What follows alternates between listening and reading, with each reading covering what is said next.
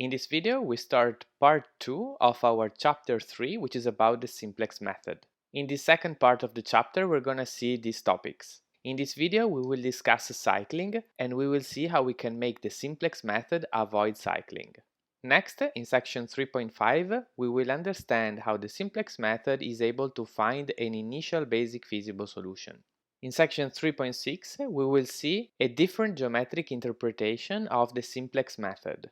In particular, this geometric interpretation will allow us to understand why this algorithm is called the simplex method. Finally, in section 3.7, we discuss the running time of the simplex method. So far, in fact, we have only discussed the running time of a single iteration. This video is fully devoted to section 3.4, and we're gonna see that the simplex method can cycle, and we will see how to avoid it with the lexicographic pivoting rule and blends rule. The first thing that I want to convince you of is that the simplex method indeed can cycle. In our example, we will start with the simplex tableau that we have in this slide. In particular, I will show to you that the simplex method can cycle even with the following very specific and reasonable pivoting rule. In a pivoting rule, first I have to tell you who enters the basis in case I have several negative reduced costs. Here I'm going to select the non-basic variable with the most negative reduced cost. I also need to specify to you who leaves the basis in case several basic variables go to 0 in the new basic feasible solution. In this pivoting rule, I will be selecting the one with the smallest subscript to leave the basis. So then let's start our sequence of tableau. Once again, this is the tableau that we have just seen and it is our initial tableau. As you can see, the basic variables are x5, x6 and x7, and the cost of the corresponding basic feasible solution is -3. In this tableau, I have two negative reduced costs, -3/4 and -1/2. The most negative is -3/4, so x1 enters the basis.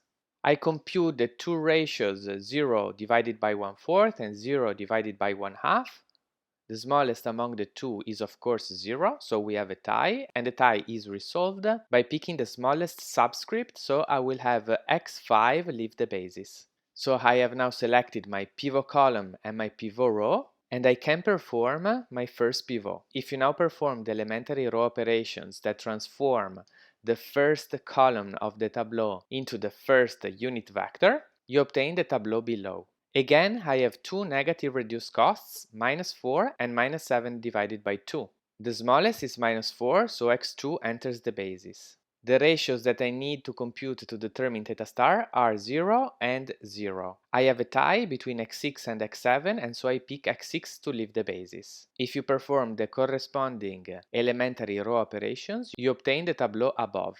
Now I have only one reduced cost, so x3 will enter the basis. The smallest ratios are now given by x1 and x7 because they're both zeros, and the tie is broken by having x1 leave the basis. If you perform the elementary row operations, you obtain the tableau below. Now I have two negative reduced costs, -3 and -2, so I will have x4 enter the basis, because -3 is the smallest of the two. When I compute the ratios to determine theta star, the smallest ratio is 0, which is given by x2, so I will have x2 leave the basis. Next, I obtain the tableau above. Also here, I have two negative reduced costs, -1 is the smallest, so I have x5 enter the basis.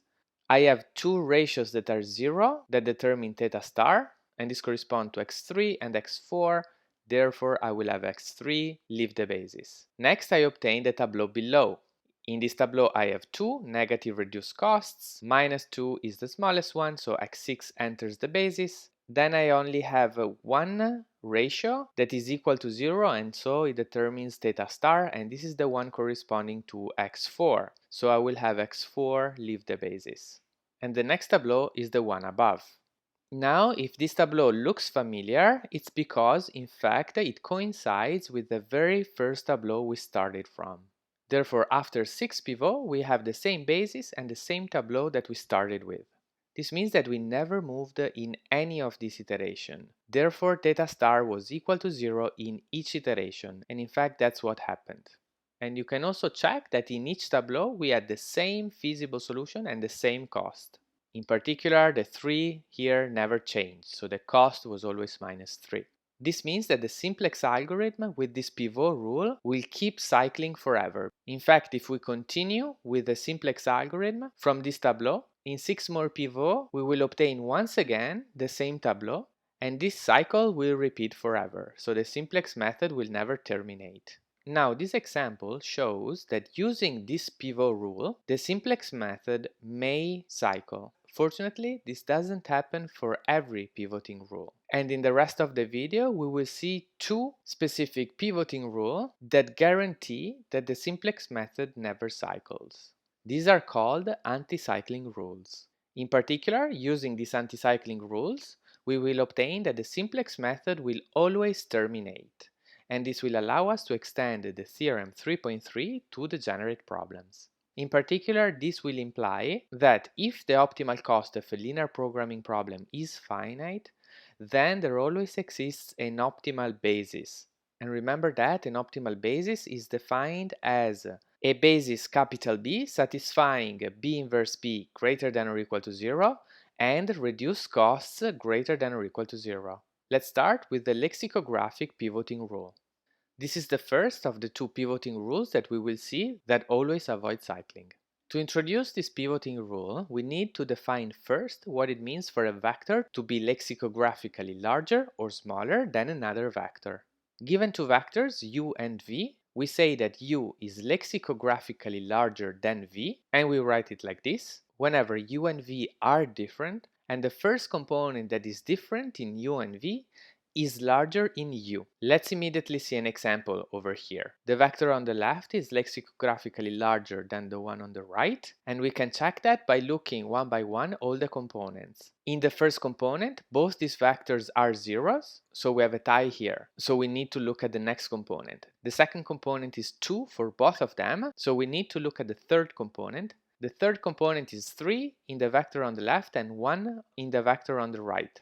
Therefore, the vector on the left is the one that is lexicographically larger. Note that at this point I don't care what's going on in the next components. So in particular, the fact that the last component is larger in the vector on the right has no implication for our definition of being lexicographically larger. Vice versa, of course, we say that u is lexicographically smaller than v if the first different component is smaller in u. In our second example here, we have that the vector on the left is lexicographically smaller than the one on the right, because already the first component is smaller in the vector on the left. Sometimes we will also say that the vector u is lexicographically positive, and this means that the vector u is lexicographically larger than the vector containing all zeros.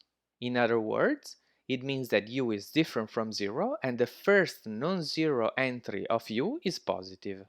We're now ready to define the lexicographic pivoting rule. Like in any pivoting rule, we need to explain how to break ties for the variable that enters the basis and then for the variable that exits the basis. Let's start to see who enters the basis. One of the great advantages of the lexicographic pivoting rule is that there is no restriction at all. In fact, you can choose an entering column aj arbitrarily, as long, of course, as its reduced cost c bar j is negative. Accordingly, the vector u will be the jth column of the tableau. Now let's see how we can understand which variable should leave the basis under the lexicographic pivoting rule. For every I with a ui positive, we divide the ith row of the tableau by ui and we choose the lexicographically smallest row. Such row will be our pivot row. Note that this is in a sense an extension of what we were already doing to determine theta star. In fact, earlier on, to decide theta star, we were already considering all the i's with ui positive. But instead of dividing the all ith row of the tableau by ui, we were only dividing the entry of the ith row in the zeroth column by ui. Essentially, the lexicographic pivoting rule is telling us that in case we have a tie among 2 of these ratios, you need to divide also the entries in the first column by ui and pick the smallest. If you have again a tie, you look at the second column of the tableau and so on and so forth. To clarify our minds, let's see immediately an example. In this example, we're omitting the 0th row, we don't really need it. Let's say we've already picked the pivot column, and it is the one highlighted here. To obtain our theta star, we were looking at the positive entries in the pivot column, in this case 3 and 9, and then we were looking at the ratios 1 divided by 3 and 3 divided by 9. In this case, we have a tie, and so we look at our pivoting rule. What it tells us is that in order to break this tie, we should now compute the ratios 0 divided by 3 and 0 divided by 9. So essentially, we should look at the first column of the tableau instead of the 0th column. But in this case, you see, we still have a tie because we have 0 in both cases. So now we look at the second column, 5 divided by 3 and 7 divided by 9. The smallest is 7 divided by 9, therefore we pick the third basic variable to leave the basis, so the pivot row will be the third and the pivot element will be 9. Equivalently, you could have followed word by word our pivoting rule, and you could have immediately divided the full first row by 3 and the full third row by 9. And then the tie between the first and third row is resolved by performing a lexicographic comparison of these two row vectors. The two vectors coincide in the two entries but differ in the third, and since 7 divided by 9 is the smallest, then the third basic variable exits the basis. Now, in order for this lexicographic pivoting rule to be actually a pivoting rule, it should always uniquely identify the exiting variable. And if you think about the rule, this is not obvious. In fact, it can happen that by dividing these rows that define theta star, so among which there is a tie, you obtain identical rows. And in this case, the lexicographic pivoting rule doesn't tell you which one to choose. The great thing is that this can never happen, which implies that the lexicographic pivoting rule always leads to a unique choice for the exiting variable. Why is that the case? To show this, we will use once again the fact that our matrix A has linearly independent rows. Let's prove this by contradiction.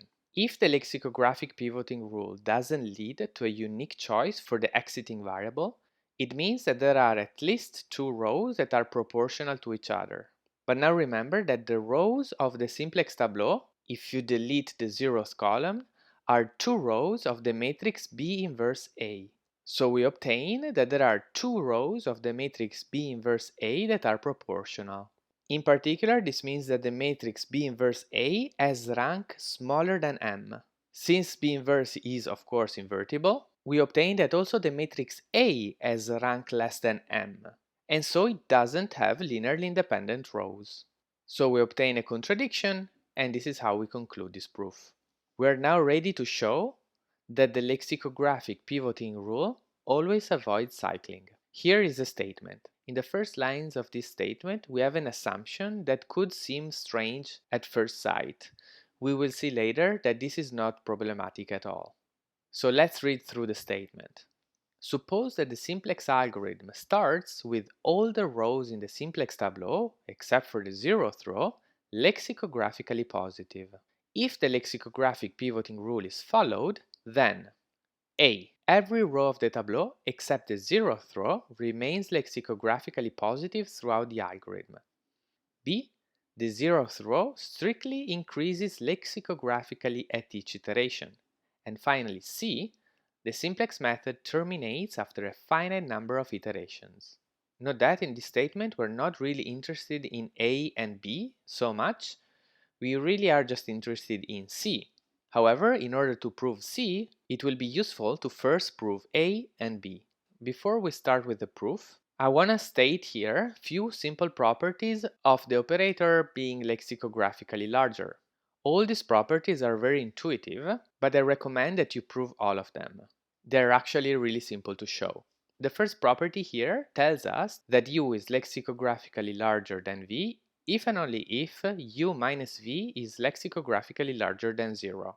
In the second property here, we have that if a vector U is lexicographically positive and we have a positive scalar alpha, then the vector alpha U is also lexicographically positive. In the next property, we have that if we have two lexicographically positive vectors, then also their sum is lexicographically positive. In our last property, we have that for any vector v, if we sum v with a lexicographically positive vector, we obtain a vector that is lexicographically larger than the original vector. Let's now see a sketch of the proof of theorem 3.4. I will leave you as an exercise to write down a complete proof of this theorem. First, let's prove A. We want to show that every row of the tableau, except for the 0th row, remains lexicographically positive throughout the algorithm. As always, we denote by xj the variable that enters the basis, and the lth row is the pivot row. From the definition of L, we have that UL is positive. Since our lexicographic pivoting rule chooses the row L, it means that the lth row of the tableau divided by UL is lexicographically smaller than any other row I of the tableau divided by UI, provided that UI is strictly positive. Now let's see how the rows of the tableau look like after the elementary row operations are performed. First, we're going to consider the new lth row.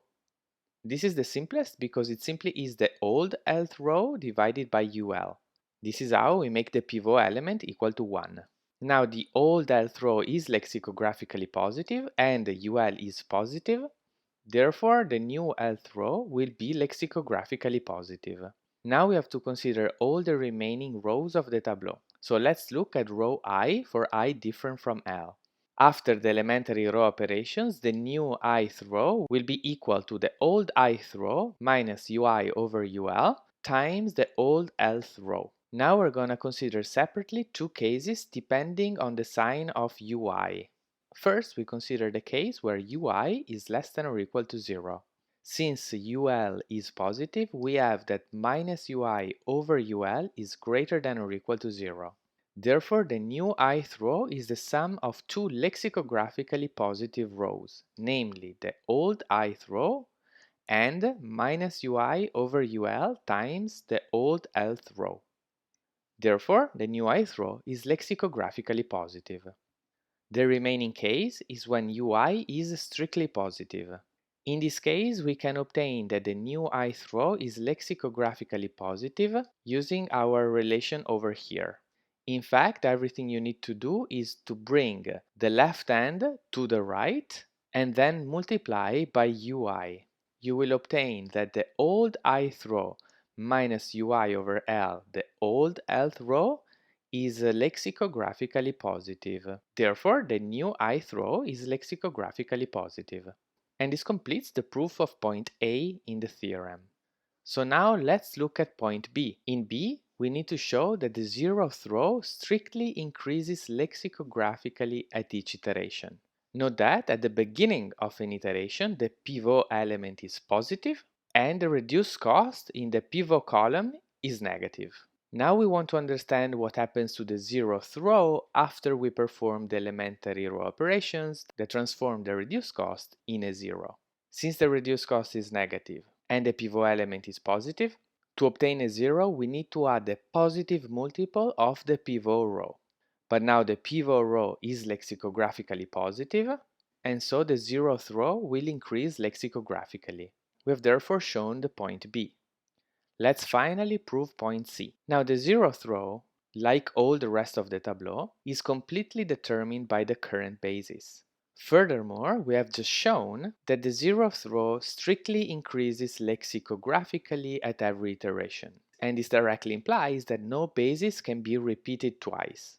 If no basis can be repeated twice, we cannot have any cycling, and so, since there's a finite number of bases, the simplex method will terminate in a finite number of iterations. This concludes the proof of point C and of the whole theorem. A big advantage of the lexicographic pivoting rule is that it can be used very easily together with the full tableau implementation.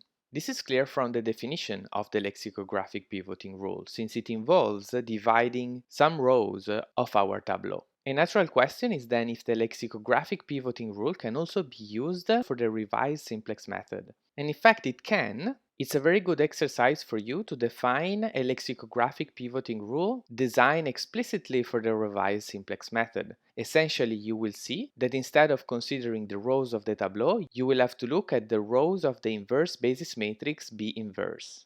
So in particular, you will need to form this inverse matrix explicitly. The last thing that I want to say about the lexicographic pivoting rule is about the strange assumption that we had at the very beginning of our theorem 3.4. In fact, if you remember, in order for the theorem to hold, we need to have an initial tableau with lexicographically positive rows. In general, of course, you don't have such a property. Now, if the basic feasible solution you start from is non-degenerate, then this assumption is always satisfied, because in the 0th column you have all positive entries. However, if you have a degenerate basic feasible solution, then you have a 0 in the 0th column, and the next non-zero entry could be very well negative. However, we can slightly modify our initial tableau in order to satisfy this assumption. The idea is to use the fact that the columns corresponding to the basic variables are unit vectors. So what we can do is rename all the variables so that the basic variables are the first m ones. Then in our tableau, the first m columns will be the m unit vectors. This implies that except for the 0th column, in every row, the first non-zero entry will be a 1. Therefore, all the rows will be lexicographically positive, as required. So we have shown that no matter how our initial tableau looks like, we can always transform it in an equivalent one that satisfies the assumptions of our theorem 3.4. The next pivoting rule that we're going to discuss is Blend's rule, which is also known as the smallest subscript pivoting rule. This rule is very simple to define, so let's do it right away. Regarding the entering variable, we need to find the smallest j for which the reduced cost c bar j is negative and have the column aj enter the basis. Regarding the exiting variable, out of all the variables xi that are tied in the test for choosing an exiting variable, we select the one with the smallest I. Essentially, in this pivoting rule, when we have a tie, we always break it by picking the smallest index. It's very important here that you don't get confused between the indices of the x variables and the number of the basic variable. In this pivoting rule, we always select the variable xi with the smallest I, and this is different from selecting the variable xbh with the smallest h. So be careful about this. Note that while the lexicographic pivoting rule, as we have defined it, is tailored only for the full Tableau implementation, Blend's rule can be directly used in all the implementations we've seen. In particular, it can also be used in the revised simplex method, in which the reduced costs of the non-basic variables are computed one at a time, in the natural order, until a negative one is discovered. And if you remember, this is the implementation that we discussed when we saw that the revised simplex method in the average case is better than the full tableau. Also, Blend's rule, like the lexicographic pivoting rule, avoids cycling, and so it implies that using this rule, the simplex method terminates after a finite number of iterations. This is formally stated in this theorem. If the simplex method uses Blend's rule, it terminates after a finite number of iterations. We're now going to show this theorem. We're going to prove this theorem by contradiction. So assume, for a contradiction,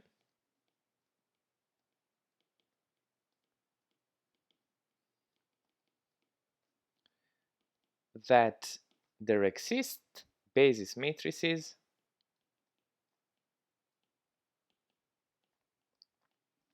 let's say B0, B1, and so on and so forth until Bk, and then again B0, that form a cycle.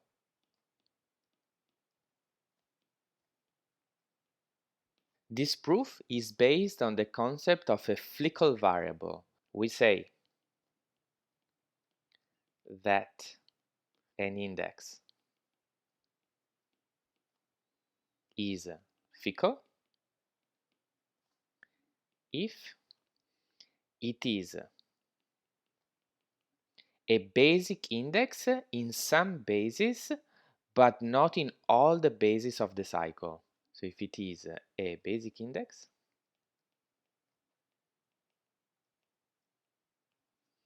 in some, but not all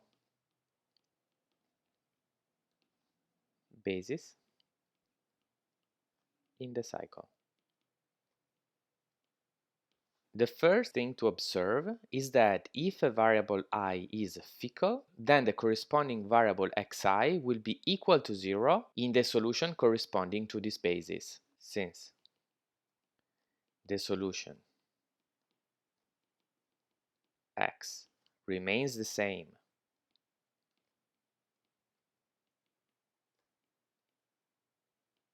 throughout the cycle,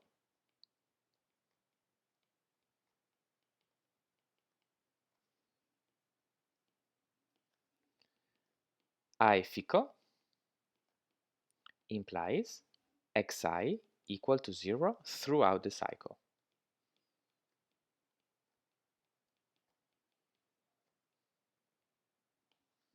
The analysis in this proof will follow from the analysis of the largest fickle index. Let's call it T.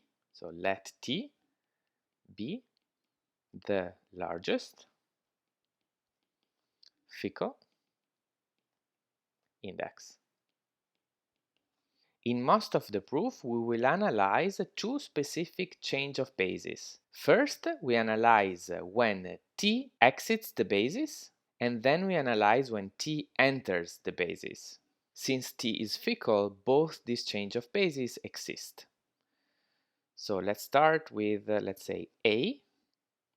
There exists B in the cycle such that T is in B, and I'm going to use this notation meaning that T is a basic index for B. So meaning T is a basic index for B. So and T exits the basis. Therefore, T will not be in the next basis in the cycle. Let's denote by S the index that enters the basis. Let S be the index that enters the basis. So S was not in B and it will be in the next basis, and this implies that S is fickle as well. Since T is the largest fickle variable, we have that S is strictly smaller than T. Let's denote by bar C the vector of reduced costs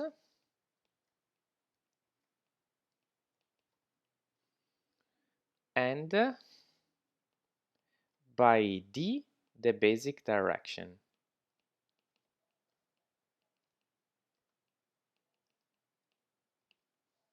Next, we're gonna write down a table that I will fill in throughout this proof. So first, I'm gonna divide a different type of indices. So index type, I will have T, and let me just remind you here that this is the one that exits the basis. Then I have the variable S, which enters the basis. Then I break down the remaining indices as follows. So I look at the basic indices, different from T, since I've already written T above, and with I fickle. Then I look at the indices I in the basis with I not fickle. And finally, I look at the indices that are not in the basis. And since I already consider S separately, I different from S. Now, for all these types of indices, I want to consider the corresponding components of C bar and D. And later on, I will consider even more vectors. Let's start with C bar and see what we can say. We know that the reduced costs of all the variables that are in the basis is 0. So in particular for T, this is equal to 0 because it is in the basis. And then for also all the other ones, in the basis, this is just equal to 0. What about the component of C bar corresponding to S? Well, since S enters the basis, we know that the reduced cost is strictly negative. And then the final type of component, I don't really care. So I'm just going to leave here a question mark. I'm not going to need it later. Next, let's discuss the direction vector d. Since t is chosen to exit the basis, we know that the component dt is strictly negative. And since S enters the basis, this is the component equal to 1. Then all the other non-basic components are equal to 0. Then for the basic variables which are not Fickle, I don't care, so I'm just going to put a question mark because we're not going to need it later. Now I want to show you how you can fill in the remaining gap in my table. I want to show you that for the basic Fickle variables different from t, the corresponding components of d are all greater than or equal to 0. So let's prove this below. In this case, I is Fickle. So since I is Fickle, we have xi equal to 0. Thus, the ratio that we consider when we choose the variable that exits the basis is equal to 0, because this is the ratio minus xi divided by di, and since xi is 0, this ratio is equal to 0. So now let's prove that di is greater than or equal to 0 by contradiction. If we had di strictly negative, then the index I would have been considered when choosing the exiting variable, and it also would have achieved the smallest possible ratio because the ratio is 0. So now it would have been tied with other variables to exit the basis. So our pivoting rule comes into play, and Blend's rule tells us that the smallest index should exit the basis. But the index I, since it is Fickle, it is smaller than t. Therefore, our pivoting rule shouldn't have picked t to exit the basis, but it should have picked I instead. So this is a contradiction. Let me write it down. So then, the pivot rule would have chosen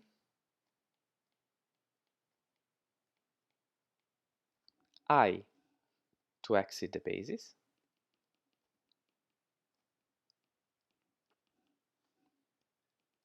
since I is strictly smaller than t. And this is a contradiction, so we've shown that di is greater than or equal to 0. Now we're done with this specific change of basis.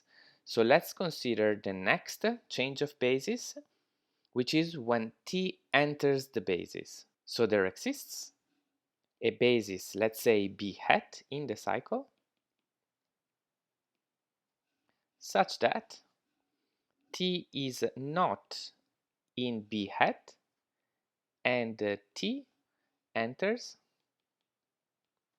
the next basis. Now let C hat denote the reduced costs corresponding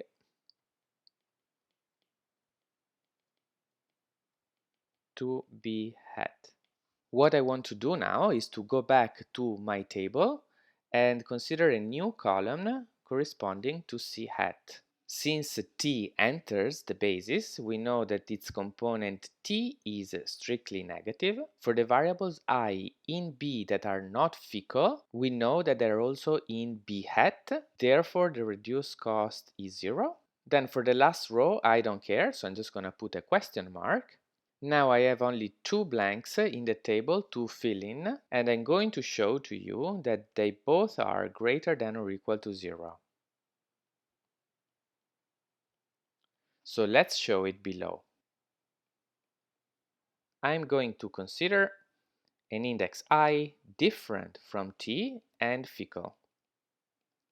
So I will prove in one shot both these cases. Let's consider separately 2 cases. First, the easy one. If I is in B hat, then obviously C at I equal to 0.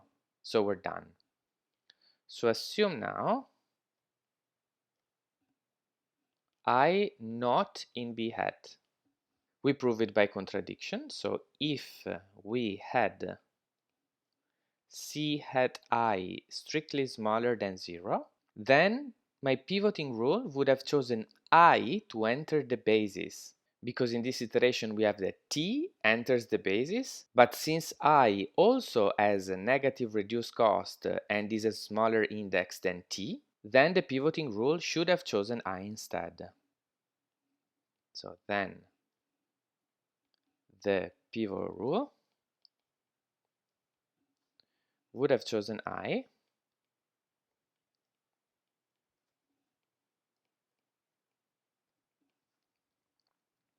to enter the basis,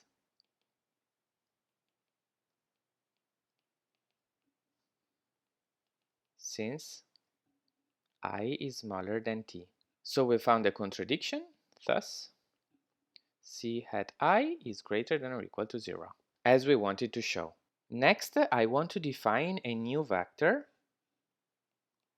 Define C tilde, which is equal to C hat minus C bar. And correspondingly, I will add a column to my table, C tilde.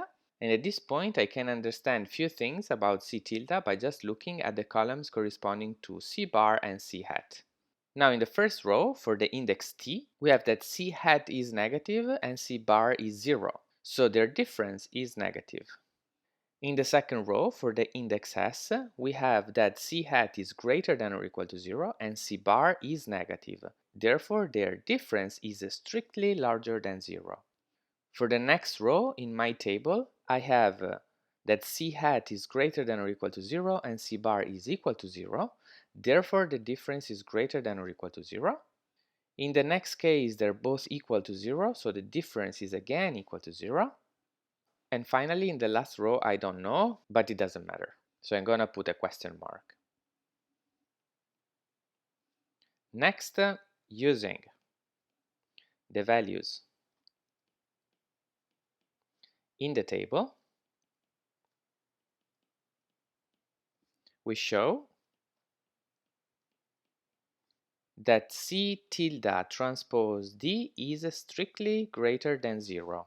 How are we going to do this? Well, we simply divide this inner product in its components according to the components in the table. C tilde transpose D equal to, so we have the component corresponding to T, then the component corresponding to S,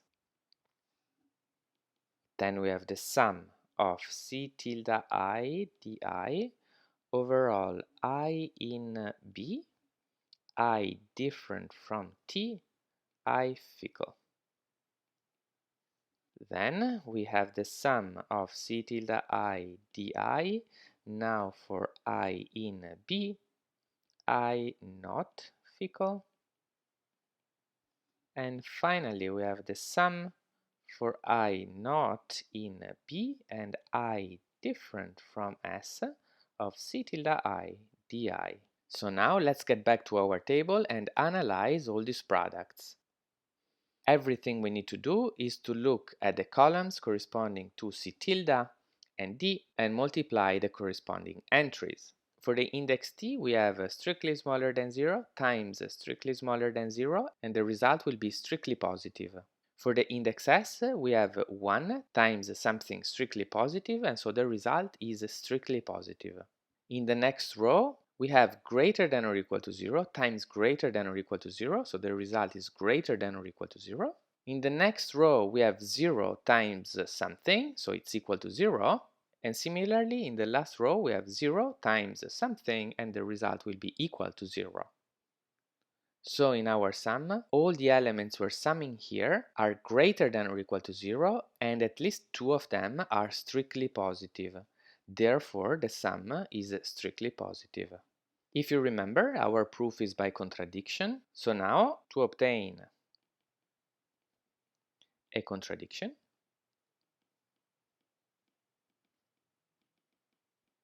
we show C tilde transpose D equal to 0, which contradicts what we have just shown. How are we going to obtain that? Well, let's write C bar transpose using the definition of our reduced costs. And this is C transpose minus C B transpose B inverse A. And let's write also C hat transpose using our definition of reduced costs. This is again C transpose minus C, now B hat transpose B hat inverse A. This implies that C tilde transpose is equal to, so in the difference between C hat and C bar, the C vector cancels out, and then in the remaining part of the formula I can factor out A, which is in common in the two expressions, so I obtain that this is equal to C B transpose B inverse minus C B hat transpose B hat inverse times A. But now if we multiply on the right by D, we obtain 0 because we've shown long time ago that A times D is equal to 0. So AD equal to 0 implies C tilde transposed D equal to 0. So we have a contradiction.